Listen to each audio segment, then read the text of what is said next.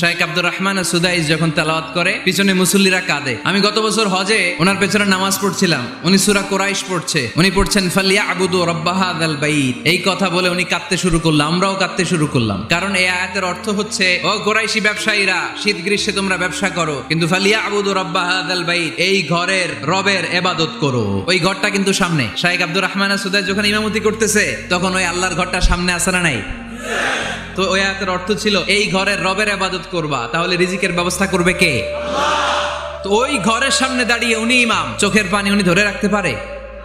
আমরা আজীবন পড়ি সুবহান রাব্বিয়াল আ'লা, এর অর্থটা যে কি কেউ জানে না, তো চোখ দিয়ে পানি নামবে কেমনে? বাট আরব বিশ্বে তারা যখন কোরআন তেলাওয়াত করে ওদের গায়ের পশমগুলো দাঁড়িয়ে যায়। চাইনিজ ভাষা আমাদের কাছে যেরকম, কোরআনের তেলাওয়াত আমাদের কাছে অনেকটা এরকমই। কিন্তু এই কথা বললে কি আল্লাহ আমাদেরকে ছাড়বে? No excuse will be granted that day. সেদিন আল্লাহ কোনো এক্সকিউজ গ্রহণ করবে না। অনেক হিন্দু মুসলমান হয়, এরপরে তারা কোরআন বোঝে, আল্লাহ বলবে হিন্দু হয়ে পারলো, তুই পারলি না কেন? এজন্য অর্থ বোঝার চেষ্টা করতে হবে।